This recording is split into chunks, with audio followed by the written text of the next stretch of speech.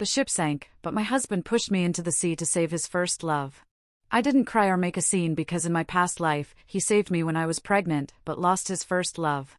Later, he locked me in a basement and beat me in front of his first love's grave until I miscarried. Clara died in the sea because of you, Clara. You will suffer twice as much as she did.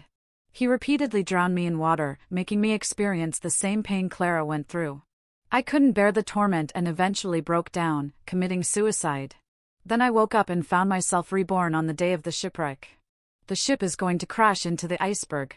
Shouts of panic echoed from the deck and the entire cabin fell into chaos as the ship was less than 100 m away from the iceberg.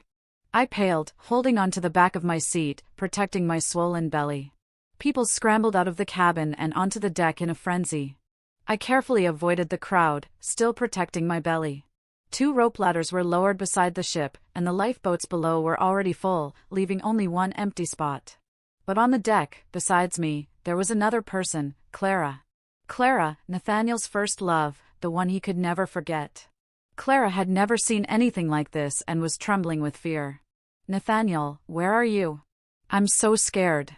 Nathaniel came down from the lifeboat and walked over to Clara. He kindly took off his coat and draped it over her to shield her from the cold wind. Clara was beautiful, her large, pitiful eyes brimming with tears. Nathaniel didn't even glance at me once. He hugged Clara and comforted her. Don't be afraid. I will protect you. He softly whispered to his beloved, completely forgetting that his 7-month pregnant wife was just a step away. Selena is still here. It wasn't until Clara spoke that Nathaniel remembered me. Even with a single glance, I could see the disgust in his eyes. Nathaniel, there's only room for one person in the lifeboat. What should we do? The ship was rapidly closing in on the iceberg. The passengers in the lifeboat, fearing the impact from the collision, urged the lifeboat to leave as quickly as possible. Nathaniel suddenly looked at my swollen belly with an impatient and disgusted expression. Pregnant women are bad luck. I sailed this route hundreds of times. If you hadn't insisted on coming along out of jealousy, there wouldn't be an iceberg here. Now you've caused the entire ship to be in danger. Are you satisfied? The already agitated crowd began to hate me because of Nathaniel's words. They shouted all kinds of curses, wishing death upon me and my child. Nathaniel, however, just stood there coldly, holding Clara in his arms, watching as the entire cabin's anger was vented on me. Nathaniel, why don't you give the spot to Selena? She's carrying your child. It's okay. As long as I can be with you in my last moments, I have no regrets, Clara said, tears streaming down her face. The passengers in the lifeboat seemed to be moved by their undying love, and shouted, "Save her. Save her." Nathaniel tightly held Clara, kissing her cheek over and over, whispering, "Clara, I will never let anything happen to you. You are the most important treasure in my life." Then he carefully guided Clara up the rope ladder and onto the lifeboat. A round of applause erupted from the crowd, touched by their love story. No one remembered that I was his legal wife. I had already lost all hope. The rope ladder from the lifeboat was still hanging on the side of the ship. And as I was about to untie it, Nathaniel beat me to it and cut the ladder. Nathaniel stared at me coldly, his eyes revealing his realization. Selena, you still don't give up. You deliberately stayed behind, knowing there was only one spot, knowing Clara was scared, trying to use your child to threaten me and make me choose you, so Clara would die in the accident. Do you know she's the world's most talented first violinist with a bright future ahead? You couldn't become the first violinist yourself, so you want to ruin her, you filthy woman. I won't let you succeed. His hysterical yelling echoed above the crash of the ship hitting the iceberg. I calmly touched my swollen belly without crying or making a scene. After the painful experience of my past life, I had already seen through the true nature of the man I had loved for over 10 years. He had never loved me. Since that was the case, I would no longer have any expectations from him. This time, I would do as he wished and disappear from his life forever. In the final moments, I raised my head and calmly looked at Nathaniel, mouthing the words. I don't want you anymore, Nathaniel. I don't even want your child. At the moment the ship collided with the iceberg, I lost consciousness, and with the little remaining clarity I had, I let go of my belly. I fell into the cold, bone-chilling sea as the ship broke apart. Fragments floated on the surface, and I didn't know where I had been hit. The pain in my body was intense as a piece of broken wood pierced my swollen belly. My vision faded and I saw nothing but darkness. Blood poured from my body, turning the sea around me red as I floated in the water, drifting in and out of awareness. The cries of seagulls and the sound of the ship's engine grew louder as they neared. Nathaniel, my hand hurts so much. Has it already broken? I heard Clara's delicate voice crying in pain. It's so cold I can't feel anything and I can only hold on to the faint sounds around me. Doctor, quickly check Clara's hand. She's the first violinist. Her hand can't be injured. The ship dropped a rope ladder and Nathaniel anxiously carried the weaker Clara as they climbed up. There's another person. Her abdomen was pierced by the deck. She must have not been rescued immediately. A kind-hearted crew member noticed me. I couldn't see anything, but I tried to discern it all from the chaotic sound of the orders. Clara's hand is injured. Do you know how severe this is for her? A genius first violinist. Nathaniel insisted that the crew member treat Clara first. That person is almost dead. Why waste medical resources? There are so many injured people here. We don't have time to save her. The passengers in the lifeboat who had climbed back onto the ship fully agreed with Nathaniel. Even though I had the memories from my past life, Nathaniel's coldness still wounded me. The young crew member, unable to watch a life slip away, still insisted. There are many sharks in this sea. She's lost so much blood. If we don't pull her up, her family won't even find the body. I remembered before I boarded the ship how my mother held my hand and carefully wished me to take care of myself. With the little strength I had left, I moved slightly. She moved. She's still conscious. She can be saved. Nathaniel immediately threw out his captain's certificate. I'm the captain. I order you to turn the ship now. Prioritize saving Clara. If you keep insisting like this, you might want to consider another position. Nathaniel looked at the young crew member whose face had turned pale from fear with satisfaction. Don't let her fool you. Playing the victim is her specialty. It was her who lied about being bullied by some thugs while Clara was trying to help her. That's why I missed the most important competition of Clara's life. I've seen her scheming before. Since she wants to play the victim, let her stay in the sea and freeze. After speaking, the ship slowly rumbled away. In the icy water, I gradually lost consciousness. With the final wave, I could no longer hold on and the darkness swallowed me up. When did my relationship with Nathaniel become like this? He had once said that I was the most important person in his life. So important that all of his passwords were related to me and every photo contained my image. I think it probably started when my father's lover and her daughter Clara arrogantly stepped into our house. A month after she arrived, I was slashed by a blade hidden in a violin case, cutting my tendons. I was preparing for an important violin competition at the time. I was about to confront her when I accidentally witnessed Clara confessing to Nathaniel. That competition, Clara took my place. Later, I learned that she, like me, had studied violin for 15 years. After the performance, I saw my father's undisguised joy in the audience. Nathaniel's amazed and appreciative look had already foreshadowed the tragic end of my relationship with him. I spent more than a month recovering at home. During that time, Nathaniel actively proposed that Clara become his deskmate. Because Clara was bullied by my good friends, Nathaniel happened to see it and rescued her. Nathaniel became Clara's knight and I became the most insignificant and repulsive character in their ambiguous relationship, the villainess.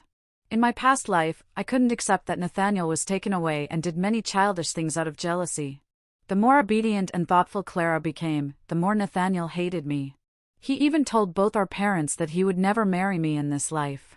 His only love was Clara. My heart was broken and I suffered from severe depression.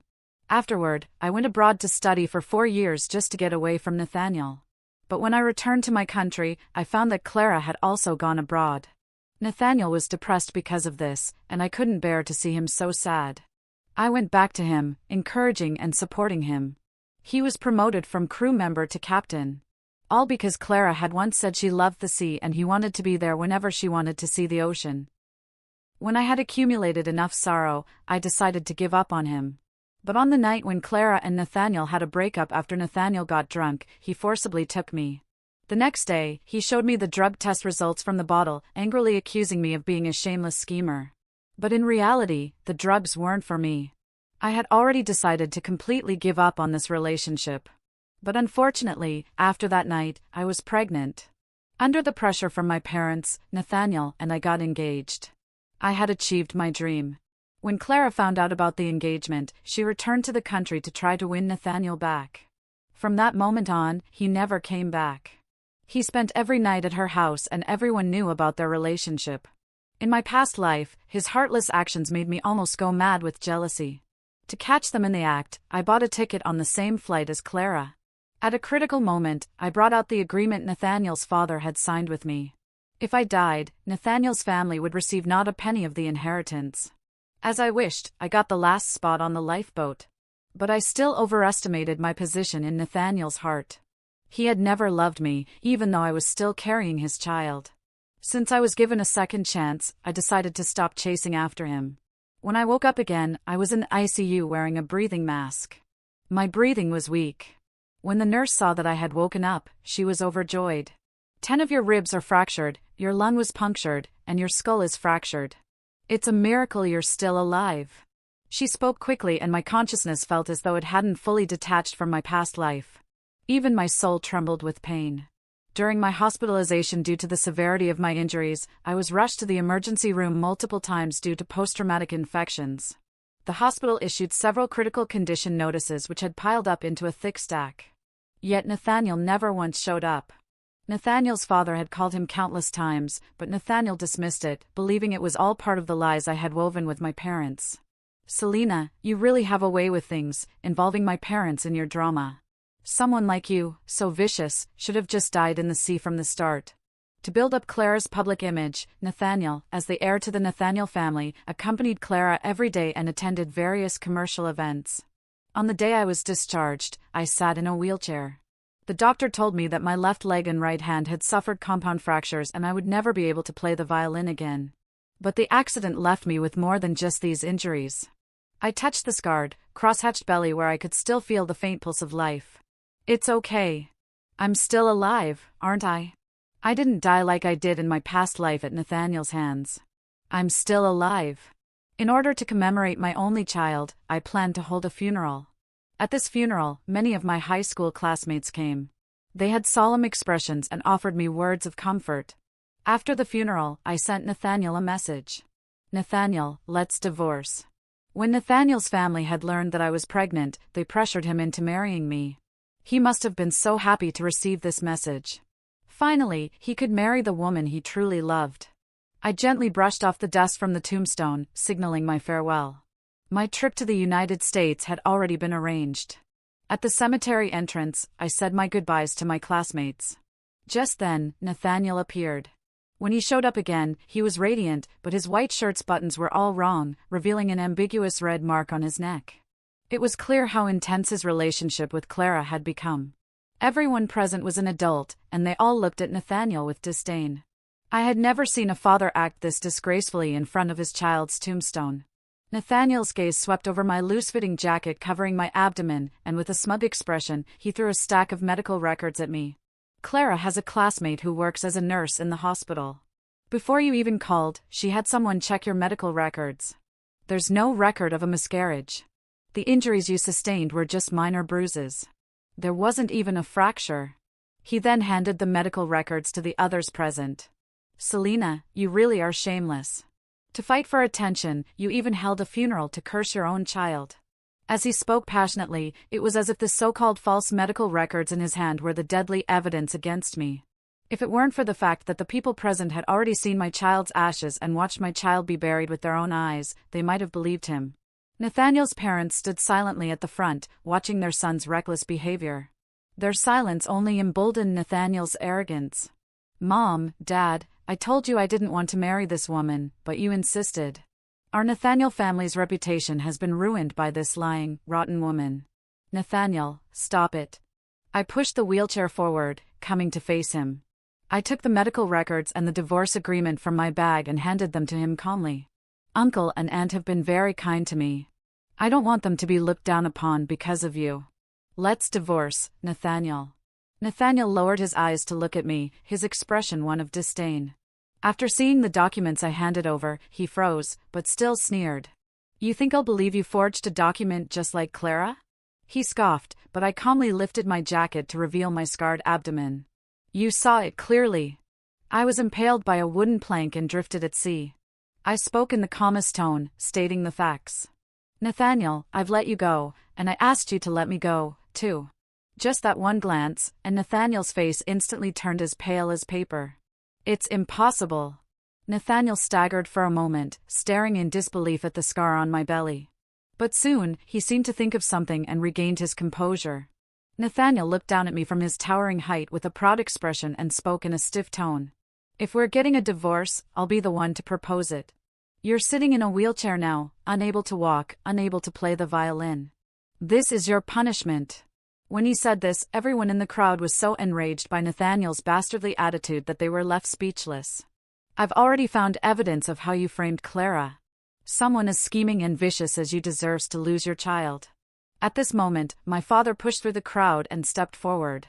What evidence?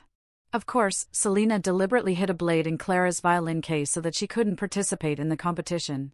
If I hadn't found it in time, Clara could have been injured and unable to compete. Nathaniel looked relieved and looked at me with disgust. But that competition was where Clara took Selena's spot, right? The real culprit is the one who benefited from the competition. My high school classmate, unable to remain silent any longer, spoke up with the truth. Before the competition, Selena's hand was cut by the blade hidden in Clara's violin case. I contacted the most famous rehabilitation doctor in the United States, and she had to rest for a whole month before recovering. Unfortunately, now my father looked at me with deep regret and heartache. Nathaniel never expected things to unfold this way. His face grew darker and darker, but he still didn't believe it. His thin lips parted slightly, unsure of what to say. At that moment, my father's assistant appeared with the surveillance footage from the violin room from that time. Mr. Selena's father, the footage from the violin room has been restored. My father's expression became increasingly serious as he watched the video.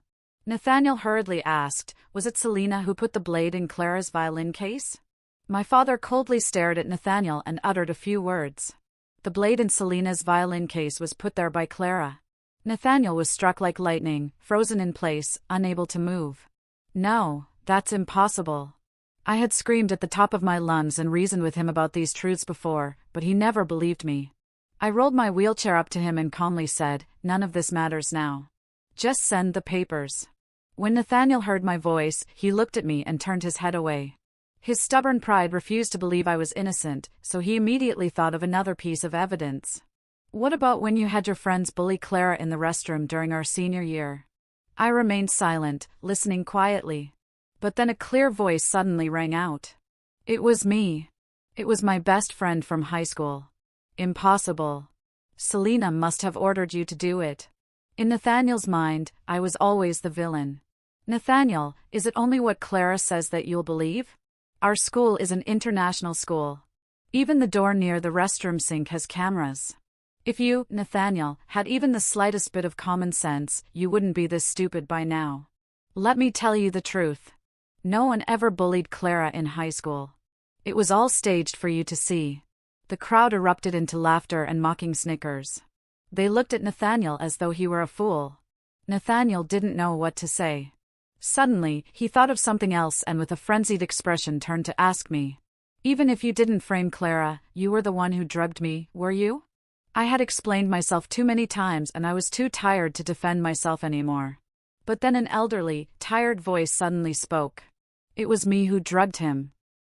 It was Nathaniel's mother. Selena is the child I've watched grow up.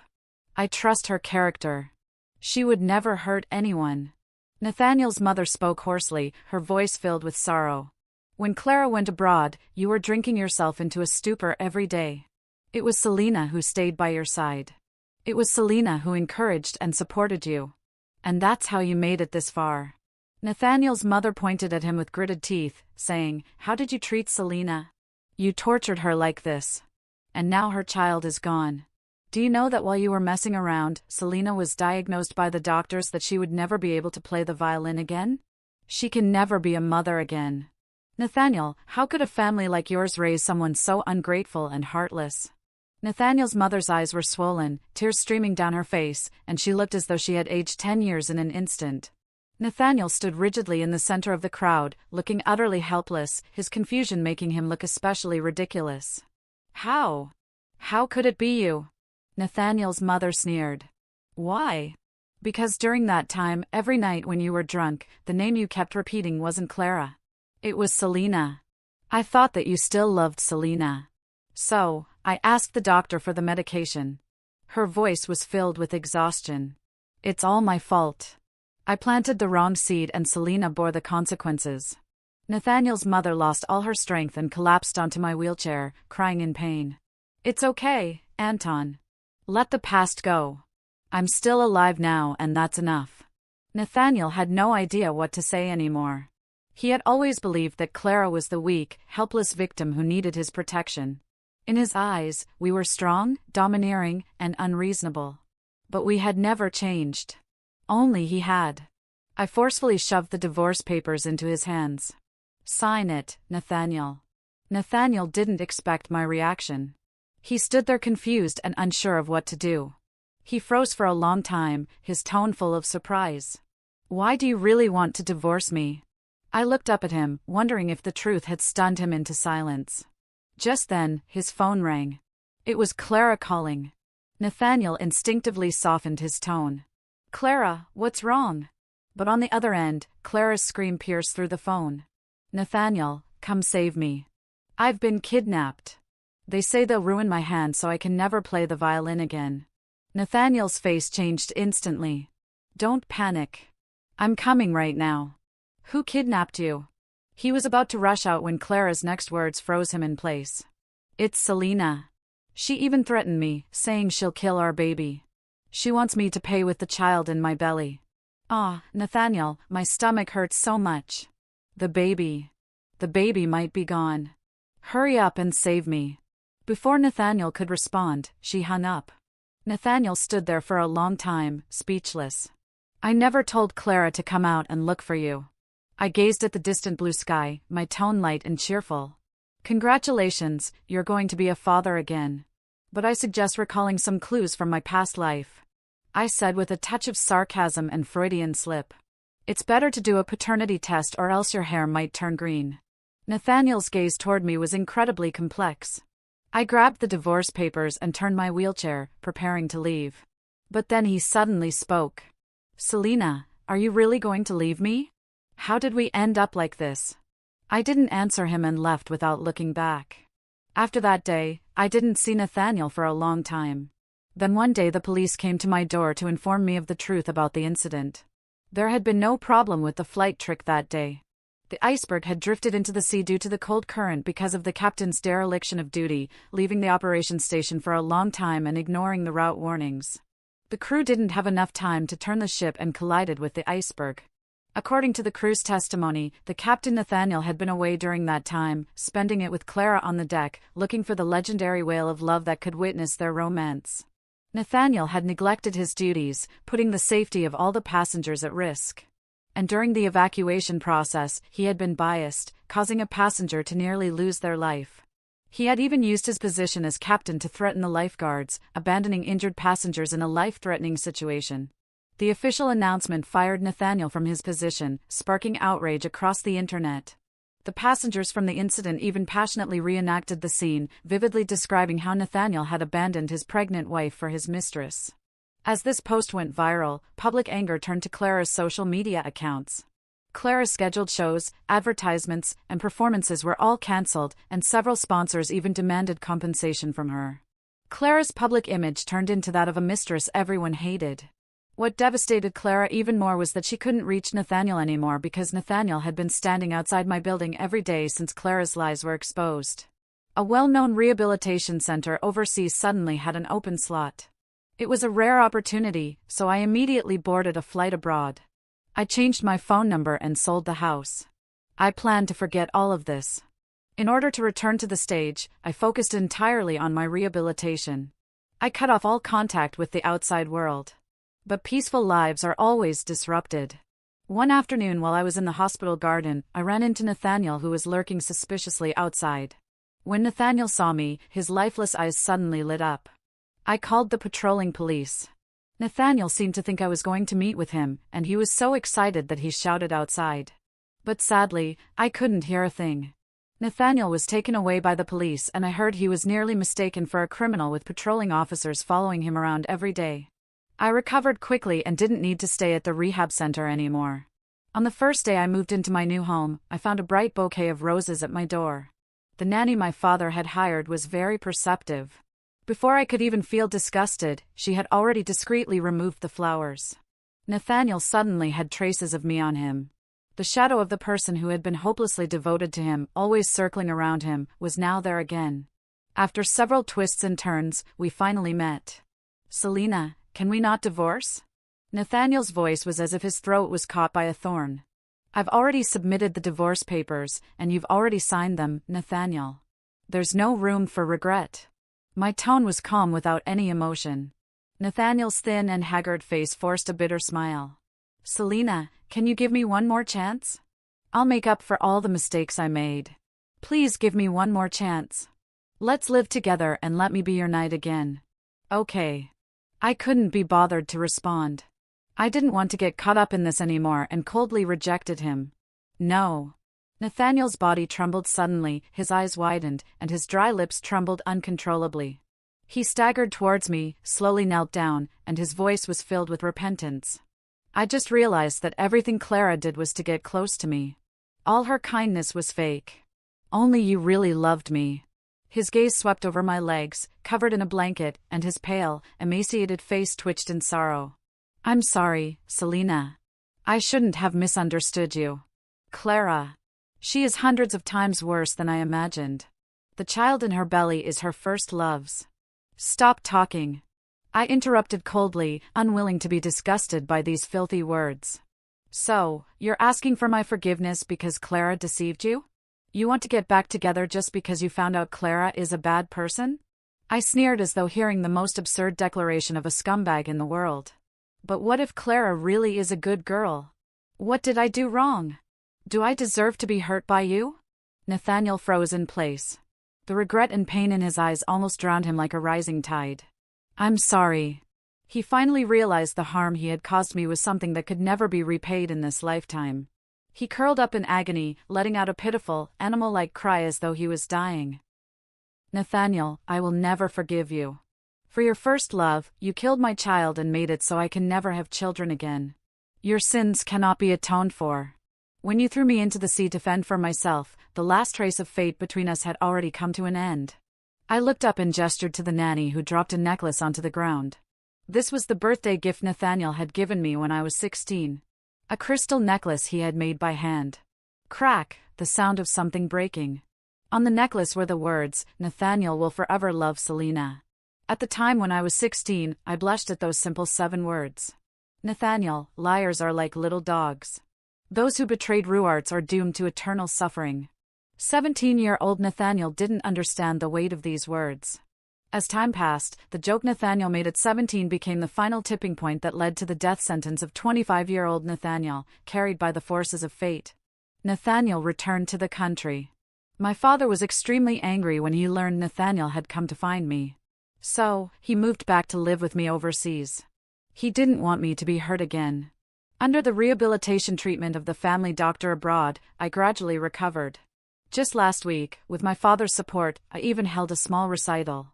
Nathaniel's mother was very happy for me.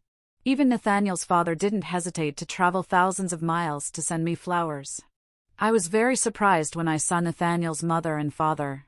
It seemed as though they had aged 10 years overnight. After the recital, they finally told me. Nathaniel had been sentenced to death, and the execution was set for next week. Why? Memories from my past life surfaced, and I couldn't help but tremble. Nathaniel's mother spoke wearily. Since he came back from abroad, it was like he lost his soul. He kept talking nonsense, kneeling in the living room in the middle of the night, bowing his head and saying he wanted to atone for his sins. I asked him, but he wouldn't answer. All I heard was something like, "I killed Selena." It scared both me and your uncle to death. Suddenly, an unbelievable thought quietly surfaced in my mind.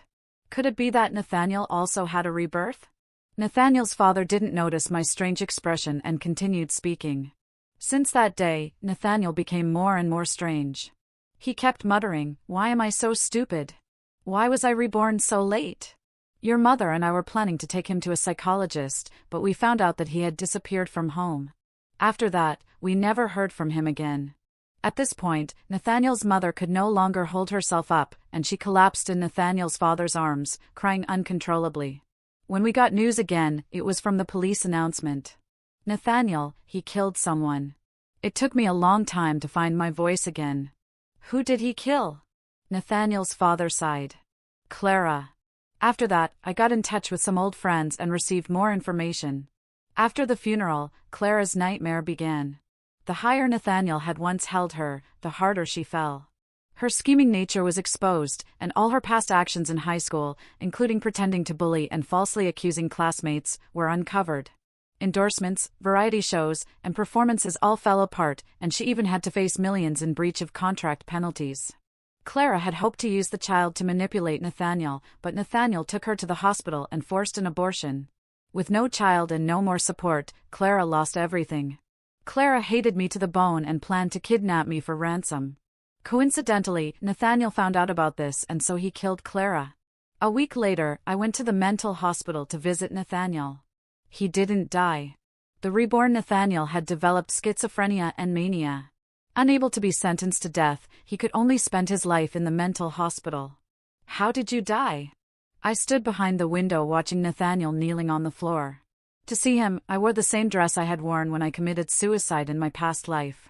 When Nathaniel saw me for the first time, tears of blood streamed down his face. He finally realized that I too had been reborn. No wonder. No wonder. No matter how hard I tried, I couldn't bring you back. At that final meeting, seeing him in such a pitiful state, I couldn't find it in me to laugh. 7 days after you died, I discovered the truth from that year. I killed Clara and then I committed suicide. I couldn't help but mock him. You didn't commit suicide. You were running from your guilt. His face instantly turned ashen. I didn't want to talk to him anymore. His guilt-ridden expression in front of me was truly disgusting. Just as I was about to leave the hospital room, Nathaniel asked me, if you could go back to that night when you were 17, would you make the same wish again? I didn't turn around and left with big strides. Later, I heard that on the night I visited him, he committed suicide. When I received this news, I was standing at my daughter's grave. The little flowers in front of the grave were blooming in clusters, looking so cute. I wiped the gravestone clean. A small butterfly landed on my palm.